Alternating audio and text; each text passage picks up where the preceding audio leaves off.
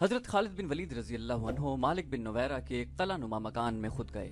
وہاں سامان پڑا تھا، ایسا لگتا تھا جیسے یہاں کے رہنے والے کچھ ہی دیر پہلے یہاں سے نکلے ہوں۔ بستی سے خالد رضی اللہ عنہ کو اتنا ہی پتا چلا کہ مالک بن نویرہ اپنے قبیلے کو یہ کہہ کر کہ وہ مسلمانوں کے خلاف ہتھیار نہ اٹھائیں، لیلا کو ساتھ لے کر بستی سے نکل گیا ہے۔ جنہوں نے اسے جاتے دیکھا انہوں نے سمت بتائی جدھر وہ گیا تھا۔ مالک گھوڑے پر اور لیلا اونٹ پر سوار تھے۔ خالد رضی اللہ عنہ نے ارد گرد کی بستیوں کو اپنے آدمی بھیج دیے اور کچھ آدمی اس سمت روانہ کیے جدھر بتایا گیا تھا کہ مالک گیا ہے۔ وہ صحرا تھا، اونٹ اور گھوڑے کے قدموں کے نشان بڑے صاف تھے۔ یہ خالد رضی اللہ عنہ کے آدمیوں کو ایک بستی میں لے گئے تھے۔ یہ بنو تمیم کی ایک بستی تھی۔ اے بنو تمیم، خالد رضی اللہ عنہ کے آدمیوں میں سے ایک نے بلند آواز سے کہا، مالک بن نویرہ کو اور بطاح کا کوئی اور آدمی جو یہاں چھپا ہوا ہے اسے ہمارے حوالے کر دیں۔ اگر وہ ہماری تلاشی پر ملے تو اس بستی کو آگ لگا دی جائے۔ ذرا ہی دیر بعد مالک بن نویرہ لیلا کے ساتھ باہر آیا اور اپنے آپ کو خالد بن ولید رضی اللہ عنہ کے آدمیوں کے حوالے کر دیا۔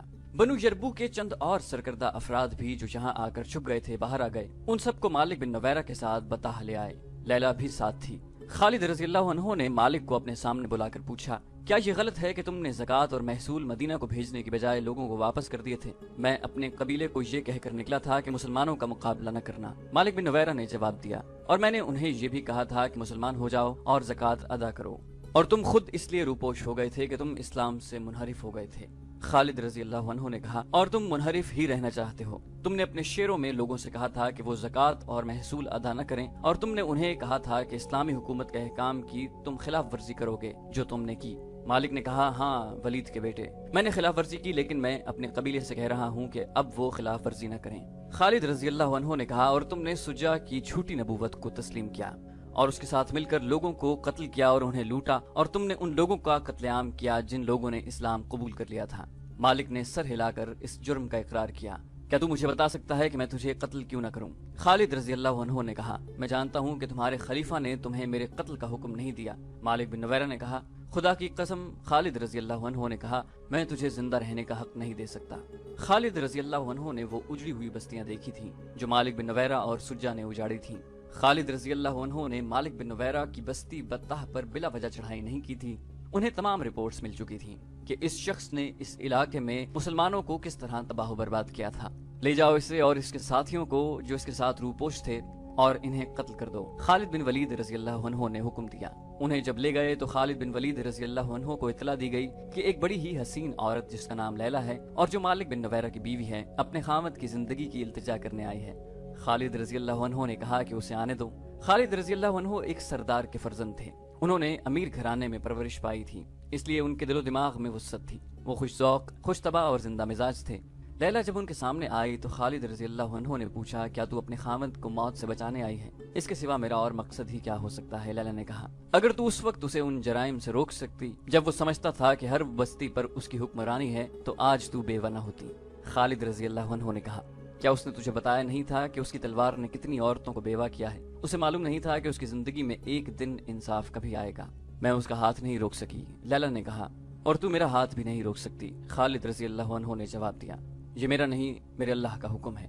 خالد رضی اللہ عنہ نے لیلا کی التجا قبول نہ کی۔ لیلا ابھی خالد رضی اللہ عنہ کے پاس ہی تھی کہ اطلاع آئی کہ مالک بن نویرہ اور اس کے ساتھیوں کو قتل کر دیا گیا ہے۔ پھر ایک ایسا واقعہ ہو گیا جس نے خالد رضی اللہ عنہ کے دستوں میں اور مدینہ میں ہلچل مچا دی۔ ہوا یوں کہ بطاح میں خالد رضی اللہ عنہ نے لیلا کے ساتھ شادی کر لی۔ انصار مدینہ اس شادی پر بہت برہم ہوئے۔ ابو قتادہ انصاری رضی اللہ عنہ نے قسم کھائی کہ وہ آئندہ خالد رضی اللہ عنہ کی قیادت میں کبھی کسی لڑائی میں شریک نہیں ہوں گے۔ اعتراض کرنے والے یہ کہتے تھے کہ خالد رضی اللہ عنہ نے لیلا کی خوبصورتی سے متاثر ہو کر اس کے خاوند مالک بن نویرہ کو قتل کیا ہے، لیکن خالد رضی اللہ عنہ وہ شخصیت تھی جس نے بستر مرگ پر کہا تھا کہ میرے جسم پر کوئی ایسی جگہ ہے جس پر جہاد کا زخم نہ آیا ہو۔ ان کا کردار اتنا کمزور نہیں ہو سکتا تھا کہ وہ ایک عورت کی خاطر اپنے رتبے کا ناجائز فائدہ اٹھاتے۔ خالد رضی اللہ عنہ کے حق میں بات کرنے والوں نے کہا ہے کہ خالد رضی اللہ عنہ نے مالک بن نویرہ اور اس کے ساتھیوں کو قید میں ڈال دیا تھا اور انہیں مدینہ بھیجنا تھا۔ رات بہت سرد تھی۔ خالد رضی اللہ عنہ کو خیال آیا کہ قیدی سردی سے ٹھٹر رہے ہوں گے۔ انہوں نے حکم دیا کہ قیدیوں کو گرمی پہنچاؤ۔ کنانہ کی زبان میں مدافع کا لفظ قتل کے معنوں میں استعمال ہوتا ہے۔ بدقسمتی سے یہ قیدی جن آدمیوں کے پہرے میں تھے وہ کنانہ کے رہنے والے تھے۔ انہیں یہ بھی معلوم تھا کہ مالک بن نویرہ اور اس کے ساتھیوں کے جرائم کتنے سنگین ہیں، چنانچہ انہوں نے گرمی پہنچاؤ کو قتل کے معنوں میں لے لیا اور مالک اور اس کے ساتھیوں کو قتل کر دیا۔ خالد رضی اللہ عنہ کو پتہ چلا تو انہوں نے کہا کہ اللہ جو کام کرنا چاہتا ہے وہ ہو کے رہتا ہے۔ ان دو کے علاوہ اور بھی روایات مختلف تاریخوں میں آتی ہیں جو ایک دوسرے کی تردید کرتی ہیں۔ ان میں بعض خالد رضی اللہ عنہ کے حق میں ہیں اور بعض ان کے مخالف۔ مخالفانہ روایات کے مصنفوں کی مذہبی فرقوں کو دیکھو تو صاف پتہ چلتا ہے کہ ان کا ایک ایک لفظ تعصب سے بھرا ہوا ہے۔ تاریخ میں متضاد کہانیاں ملتی ہیں، لیکن کسی بھی مورخ نے یہ نہیں لکھا ہے کہ اس شادی پر لیلا کا کیا رد عمل تھا۔ کیا لیلا نے خالد رضی اللہ عنہ کو مجبور ہو کر قبول کیا، یا وہ خوش تھی کہ ایک عظیم سپاہ سالار کی بیوی بن گئی ہے جس کی فتوحات کے چرچے سرزمین عرب کے گوشے گوشے تک پہنچ گئے تھے؟ اس وقت کے جنگی رواج کے مطابق لیلا مال غنیمت تھی۔ خالد رضی اللہ عنہ اسے لونڈی بنا کر اپنے پاس رکھ سکتے تھے۔ تاریخ میں ایک ایسا اشارہ ملتا ہے جو خالد رضی اللہ عنہ کے حق میں جاتا ہے۔ وہ یوں ہے کہ خالد رضی اللہ عنہ نے اسے کسی کی یا اپنی لونڈی بننے سے بچا لیا تھا۔ وہ اتنی حسین تھی کہ شہزادی لگتی تھی۔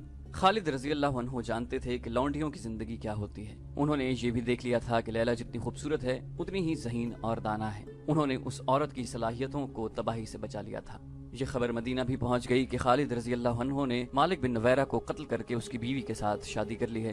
خبر پہنچی بھی سیدھی خلیفۃ المسلمین ابو بکر رضی اللہ عنہ کے پاس، اور خبر پہنچانے والے ابو قتادہ انصاری رضی اللہ عنہ تھے جو اس شادی پر ناراض ہو کر مدینہ چلے گئے تھے۔ ابو بکر رضی اللہ عنہ نے اس خبر کو زیادہ اہمیت نہ دی۔ انہوں نے کہا کہ خالد رضی اللہ عنہ کو رسول اللہ صلی اللہ علیہ وآلہ وسلم نے سیف اللہ کا خطاب دیا تھا، ان کے خلاف وہ کوئی کارروائی نہ کریں گے۔ خالد رضی اللہ عنہ نے کسی زندہ آدمی کی بیوی کو ورغلا کر اپنی بیوی نہیں بنایا۔ ابو قتادہ انصاری رضی اللہ عنہ خلیفۃ المسلمین رضی اللہ عنہ کے جواب سے مطمئن نہ ہوئے۔ وہ حضرت عمر رضی اللہ عنہ کے پاس چلے گئے اور انہیں ایسے انداز سے لیلا کی خالد رضی اللہ عنہ کے ساتھ شادی کی خبر سنائی جسے خالد رضی اللہ عنہ عیاش انسان ہو اور ان کی عیش پرستی ان کے فرائض پر اثر انداز ہو رہی ہو۔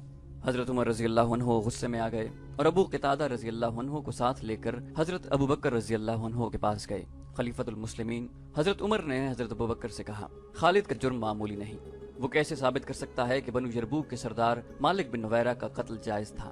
حضرت ابو بکر رضی اللہ عنہ نے پوچھا، تم چاہتے کیا ہو عمر؟ خالد کی معزولی۔ عمر رضی اللہ عنہ نے کہا، صرف معزولی نہیں، خالد کو گرفتار کر کے یہاں لایا جائے اور اسے سزا دی جائے۔ حضرت ابو بکر رضی اللہ عنہ نے کہا، میں اتنا مان لیتا ہوں کہ خالد سے غلطی ہوئی ہے، لیکن یہ غلطی اتنی سنگین نہیں کہ اسے معزول بھی کیا جائے اور سزا بھی دی جائے۔ عمر رضی اللہ عنہ ابو بکر رضی اللہ عنہ کے پیچھے پڑے رہے۔ دراصل حضرت عمر رضی اللہ عنہ انتہا درجے کے انصاف پسند اور ڈسپلن کی پابندی میں بہت سخت تھے۔ وہ نہیں چاہتے تھے کہ سالاروں میں کوئی غلط حرکت رواج پا جائے۔ حضرت ابو بکر رضی اللہ عنہ نے کہا، نہیں عمر، میں اس شمشیر کو نیام میں نہیں ڈال سکتا جسے اللہ نے کافروں پر مسلط کیا ہو۔ حضرت عمر رضی اللہ عنہ مطمئن نہ ہوئے۔ حضرت ابو بکر رضی اللہ عنہ حضرت عمر رضی اللہ عنہ کو ناراض بھی نہیں کرنا چاہتے تھے۔ انہوں نے خالد رضی اللہ عنہ کو مدینہ بلوا لیا۔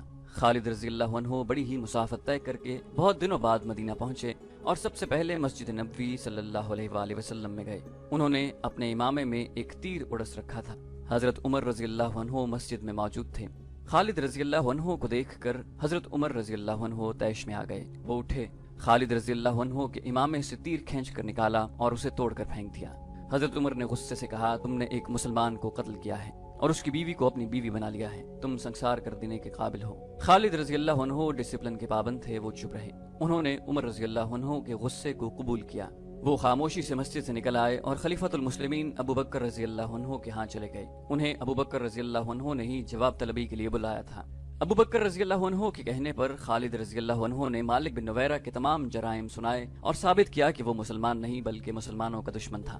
حضرت ابو بکر خالد رضی اللہ عنہ سے بہت خفا ہوئے اور انہیں تنبیہ کی کہ آئندہ ایسی کوئی حرکت نہ کریں جو دوسرے سالاروں میں غلط رواج کا باعث بنے۔ طبری اور ہیکل کے مطابق ابو بکر رضی اللہ عنہ نے فیصلہ سنایا کہ مفتوحہ قبیلے کی کسی عورت کے ساتھ شادی کر لینا اور عدت کا عرصہ پورا نہ کرنا عربوں کے رواج کے عین مطابق ہے۔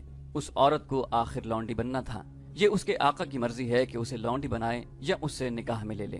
ابو بکر رضی اللہ عنہ نے اپنے فیصلے میں کہا کہ اس وقت مسلمان ہر طرف سے خطروں میں گھرے ہوئے ہیں، قبیلے باغی ہوتے جا رہے ہیں، اپنے پاس نفری بہت تھوڑی ہے۔ ان حالات میں اگر کوئی سالار دشمن کے کسی سردار کو غلطی سے قتل کرا دیتا ہے تو یہ سنگین جرم نہیں۔ عمر رضی اللہ عنہ کو خلیفۃ المسلمین ابو بکر رضی اللہ عنہ نے یہ کہہ کر ٹھنڈا کیا کہ اسلام کا ایک بڑا دشمن مسلمہ بن حنیفہ نے نبوت کا دعویٰ کر رکھا ہے، جنگی طاقت بن گیا ہے، اس کے پاس کم و بیش 40,000 نفری کا لشکر ہے اور اکرمہ بن ابو جہل اس سے شکست کھا چکے ہیں۔ اب سب کی نظریں خالد رضی اللہ عنہ کی طرف اٹھ رہی ہیں۔ اگر مسلمہ کو شکست نہ دی گئی تو اسلام مدینہ میں ہی رہ جائے گا۔ اس کامیابی کے لیے صرف خالد موزوں ہیں۔ عمر رضی اللہ عنہ خاموش رہے، انہیں بھی ان خطروں کا احساس تھا۔ ابو بکر رضی اللہ عنہ نے حضرت خالد کو حکم دیا کہ فوراً بطح جائیں اور وہاں سے یمامہ پر چڑھائی کر کے اس فتنے کو ختم کر دیں۔ حضرت خالد ایک بڑی ہی خطرناک جنگ لڑنے کے لیے روانہ ہو گئے۔ دسمبر 632 عیسوی شوال 11 ہجری کے تیسرے ہفتے میں خالد بن ولید رضی اللہ عنہ نے 13,000 مجاہدین سے مرتدین کے 40,000 سے زیادہ لشکر کے خلاف یمامہ کے مقام پر وہ جنگ لڑی جسے اسلام کی پہلی خونریز جنگ کہا جاتا ہے۔ اس جنگ کا آخری مارکہ ایک وسیع باغ حدیقۃ الرحمن میں لڑا گیا تھا۔ وہاں دونوں طرف اس قدر جانی نقصان ہوا تھا کہ حدیقۃ الرحمن کو لوگ حدیقۃ الموت کہنے لگے تھے۔ آج تک اسے حدیقۃ الموت کہا جاتا ہے۔ اس وقت خالد رضی اللہ عنہ مدینہ میں تھے۔ انہیں خلیفۃ المسلمین ابو بکر رضی اللہ عنہ نے حضرت عمر کی اس شکایت پر جواب طلبی کے لیے مدینہ بلایا تھا کہ انہوں نے مالک بن نویرہ کو قتل کروا کے اس کی بیوی لیلہ کے ساتھ شادی کر لی ہے۔ ابو بکر رضی اللہ عنہ نے ان حالات کو دیکھتے ہوئے جن میں اسلام گر گیا تھا، خالد رضی اللہ عنہ کے حق میں فیصلہ دیا اور خالد رضی اللہ عنہ کو واپس بطح جانے اور یمامہ کے مسلمہ کذاب کے فتنے کو ختم کرنے کا حکم دیا تھا۔ مسلمہ کذاب کے متعلق بتایا جا چکا ہے کہ اس نے نبوت کا دعویٰ کر رکھا تھا۔ اس کے پیروکاروں کی تعداد اتنی زیادہ ہو گئی تھی کہ اس کا لشکر مسلمانوں کے لیے خطرہ بن گیا تھا۔ اس وقت تک مسلمان ایک طاقت بن چکے تھے، لیکن مسلمہ کی طاقت بڑھتی جا رہی تھی۔ یہ مدینہ کے لیے بھی خطرہ تھا اور اسلام کے لیے بھی۔ مدینہ سلطنت اسلامیہ کا مرکز تھا۔ خالد رضی اللہ عنہ کا لشکر بطح میں تھا، وہیں انہوں نے مالک بن نویرہ کو سزائے موت دی اور اس کی بیوی لیلہ کے ساتھ شادی کی۔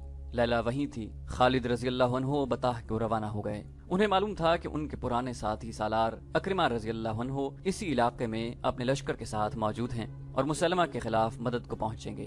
اکرمہ رضی اللہ عنہ ان 11 سالاروں میں سے تھے جنہیں خلیفۃ المسلمین نے مختلف علاقوں میں مرتد اور باغی قبائل کی سرکوبی کے لیے بھیجا تھا۔ دوسرے قبیلے اتنے طاقتور نہیں تھے جتنا مسلمہ کا قبیلہ بنو حنیفہ تھا، اس لیے اس علاقے میں اکرمہ رضی اللہ عنہ کو بھیجا گیا تھا۔ ان کے پیچھے پیچھے ایک سالار شرجیل رضی اللہ عنہ بن حسنہ بھی پہنچ گئے۔ خلیفہ ابو بکر رضی اللہ عنہ نے شرجیل رضی اللہ عنہ کو یہ حکم دیا تھا کہ وہ اکرمہ رضی اللہ عنہ کو مدد دیں۔ اکرمہ رضی اللہ عنہ یمامہ کی طرف جا رہے تھے۔ یہ 2-2.5 مہینے پہلے کی بات ہے۔ اس وقت خالد رضی اللہ عنہ طلیحہ سے نبرد آزما تھے۔ انہوں نے طلیحہ کو بہت بری شکست دی تھی۔ یہ خبر اکرمہ رضی اللہ عنہ تک پہنچی تو وہ جوش میں آ گئے۔ انہوں نے ابھی کسی قبیلے کے خلاف جنگی کارروائی نہیں کی تھی۔ کچھ دنوں بعد اکرمہ رضی اللہ عنہ کو خبر ملی کہ خالد رضی اللہ عنہ نے سلمہ کے طاقتور لشکر کو شکست دی ہے۔ مورخ لکھتے ہیں کہ اکرمہ رضی اللہ عنہ پر انسانی فطرت کی ایک کمزوری غالب آ گئی۔ انہوں نے اپنے ساتھی سالاروں سے کہا کہ خالد فتح پہ فتح حاصل کرتے جا رہے ہیں اور انہیں ابھی لڑنے کا موقع بھی نہیں ملا۔ خالد اور اکرمہ رضی اللہ عنہ اسلام قبول کرنے سے پہلے ساتھی اور ایک جیسے جنگجو اور میدان جنگ کے ایک جیسے قائد تھے۔ کیوں نہ ہم ایک جیسی فتح حاصل کریں جس کے سامنے خالد کی تمام فتوحات کی اہمیت ختم ہو جائے۔ اکرمہ رضی اللہ عنہ نے اپنے ماتحت سالاروں سے کہا، مجھے اطلاع مل چکی ہے کہ شرجیل بن حسنہ ہماری مدد کو آ رہا ہے، معلوم نہیں وہ کب تک پہنچے۔ میں زیادہ انتظار نہیں کر سکتا، میں مسلمہ پر حملہ کروں گا۔ مسلمہ معمولی عقل و ذہانت کا آدمی نہیں تھا۔ اسے معلوم تھا کہ مسلمان اس کی نبوت کو برداشت نہیں کر رہے اور کسی بھی روز اسلامی لشکر اس پر حملہ کر دے گا۔ اس نے اپنے علاقے کے دفاع کا بندوبست کر رکھا تھا جس میں دیکھ بھال اور جاسوسی کا انتظام بھی شامل تھا۔ اکرمہ رضی اللہ عنہ سوچے سمجھے بغیر بڑھتے گئے اور یمامہ کے قریب پہنچ گئے۔ وہ چونکہ جذبات سے مغلوب ہو کر جا رہے تھے اس لیے احتیاط نہ کر سکے کہ دشمن دیکھ رہا ہوگا۔ انہیں مسلمہ کے جاسوسوں نے دیکھ لیا اور مسلمہ کو اطلاع دی۔ ایک اور علاقے میں جہاں اونچے ٹیلے اور ٹیکریاں تھیں، اکرمہ رضی اللہ عنہ کو مسلمہ کے کچھ آدمی دکھائی دیے۔ اکرمہ رضی اللہ عنہ نے ان پر حملہ کر دیا، مگر یہ مسلمہ کا بچھایا ہوا جال تھا۔ مسلمہ نے وہاں خاصا لشکر چھپا رکھا تھا جس نے دائیں بائیں سے اکرمہ رضی اللہ عنہ کے لشکر پر حملہ کر دیا۔ اکرمہ رضی اللہ عنہ اس غیر متوقع صورتحال میں سنبھل نہ سکے۔ مسلمہ کے لشکر نے انہیں سنبھلنے نہ دیا۔ اکرمہ رضی اللہ عنہ کے ساتھ نامی گرامی اور تجربہ کار سالار اور کمانڈر تھے، لیکن میدان دشمن کے ہاتھ میں تھا۔ اس نے مسلمانوں کی کوئی چال کامیاب نہ ہونے دی۔ اکرمہ رضی اللہ عنہ کو نقصان اٹھا کر پسپا ہونا پڑا۔ وہ اپنی اس شکست کو چھپا نہیں سکتے تھے، چھپا لیتے تو لشکر میں سے کوئی مدینہ اطلاع بھیج دیتا۔ چنانچہ اکرمہ رضی اللہ عنہ نے خلیفۃ المسلمین رضی اللہ عنہ کو لکھ بھیجا کہ ان پر کیا گزری ہے۔ خلیفہ ابو بکر رضی اللہ عنہ کو سخت غصہ آیا۔ انہوں نے اکرمہ رضی اللہ عنہ کو واضح حکم دیا کہ شرجیل رضی اللہ عنہ کا انتظار کریں اور اکیلے مسلمہ کے سامنے نہ جائیں، مگر اکرمہ رضی اللہ عنہ نے جلد بازی سے کام لیا تھا۔ ابو بکر رضی اللہ عنہ نے اکرمہ رضی اللہ عنہ کو جو تحریری پیغام بھیجا تھا اس میں غصے کا اظہار اس طرح سے کیا تھا کہ اکرمہ کو ابو جہل لکھنے کی بجائے ابن ام اکرمہ کی ماں کے بیٹے لکھا۔ عربوں میں یہ رواج تھا کہ کسی کی توہین مقصود ہوتی تو اس کے باپ کے نام کی بجائے اسے اس کی ماں سے منسوب کرتے۔ خلیفۃ المسلمین نے لکھا تھا، اے ابن ام اکرمہ، میں تمہاری صورت نہیں دیکھنا چاہتا، میں یہ بھی نہیں چاہتا کہ مدینہ آؤ، تم آؤ گے تو یہاں کے لوگوں میں مایوسی پھیلاؤ گے، مدینہ سے دور رہو، تم اب یمامہ کا علاقہ چھوڑ دو اور حذیفہ کے ساتھ جا ملو اور اہل امان سے لڑو، وہاں سے فارغ ہو کر ارفجا کی مدد کے لیے مہرہ چلے جانا، اس کے بعد یمن جا کر مہاجر بن امیہ سے ملنا، جب تک تم سالاری کے معیار پر پورے نہیں اترتے مجھے اپنی صورت نہ دکھانا۔ خلیفۃ المسلمین ابو بکر رضی اللہ عنہ نے شرجیل رضی اللہ عنہ کو پیغام بھیجا کہ وہ جہاں ہیں وہیں رہیں، اور جب خالد رضی اللہ عنہ آئیں تو اپنا لشکر ان کے ساتھ کر کے خود ان کے ماتحت ہو جائیں۔ خالد رضی اللہ عنہ کو بتایا گیا تھا کہ شرجیل رضی اللہ عنہ کا لشکر انہیں بھی مل رہا ہے۔ وہ خوش ہوئے کہ اب وہ مسلمہ کا مقابلہ بہتر طریقے سے کر سکیں گے۔ انہیں توقع تھی کہ شرجیل رضی اللہ عنہ کا لشکر تازہ دم ہوگا، مگر یہ لشکر خالد رضی اللہ عنہ کو ملا تو وہ تازہ دم نہیں تھا، اس میں کئی مجاہدین زخمی تھے۔ خالد رضی اللہ عنہ نے پوچھا، کیا ہوا؟ ندامت کے سوا میرے پاس کوئی جواب نہیں، شرجیل رضی اللہ عنہ نے کہا۔ میں نے خلیفۃ المسلمین کی حکم عدولی کی ہے، میرے لیے حکم تھا کہ اکرمہ رضی اللہ عنہ کی مدد کو پہنچوں، مگر میرے پہنچنے سے پہلے اکرمہ مسلمہ کے لشکر سے ٹکر لے کر پسپا ہو چکے تھے۔ یہ ایک خط تھا جس نے مجھ پر بھی غلبہ پا لیا کہ ایک فتح تمہارے حساب میں لکھی جائے۔ باریک بین اور دور اندیش خالد رضی اللہ عنہ نے کہا، اکیلے پتھر کی کوئی طاقت نہیں ہوتی شرجیل، پتھر مل کر چٹان بنا کرتے ہیں، پھر اس چٹان سے جو ٹکراتا ہے وہ دوسری بار ٹکرانے کے لیے زندہ نہیں رہتا۔ خود غرضی اور ذاتی مفاد کا انجام دیکھ لیا۔ اکرمہ رضی اللہ عنہ جیسے سالار بھی شکست خوردہ ہو گئے۔ میں تم پر کرم کرتا ہوں کہ خلیفہ کو تمہاری حماقت کی خبر نہ ہونے دوں۔ شرجیل رضی اللہ عنہ بن حسنہ نے اکرمہ رضی اللہ عنہ جیسی غلط حرکت کی تھی۔ انہوں نے بھی خالد رضی اللہ عنہ سے بازی لے جانے کے لیے راستے میں مسلمہ کے لشکر سے ٹکر لی اور پسپا ہونا پڑا۔ مسلمہ کذاب دربار لگائے بیٹھا تھا۔ چھوٹے قد والا یہ بدصورت انسان مکمل نبی بن چکا تھا۔ اس کا قبیلہ بنو حنیفہ تو اسے نبی مان چکا تھا۔ دوسرے قبیلے کے لوگ جوک تر جوک اس کی بیعت کے لیے آتے اور اس کی ایک جھلک دیکھنے کو بےتاب رہتے۔ لوگوں نے اس کی قوت اور کرامات دیکھ لی تھیں۔ اب اس کے پیروکاروں نے 2 معجزے اور دیکھ لیے تھے۔ انہوں نے مسلمانوں کے 2 نامور سالاروں کو ذرا سی دیر میں میدان سے بھگا دیا تھا۔ مذہبی اور نظریاتی لحاظ سے مسلمان ریشم کی طرح نرم تھے، لیکن میدان جنگ میں وہ فولاد سے زیادہ سخت اور بجلیوں کی طرح قہر بن جاتے تھے۔ جنگی لحاظ سے مسلمان ایک طاقت بن چکے تھے۔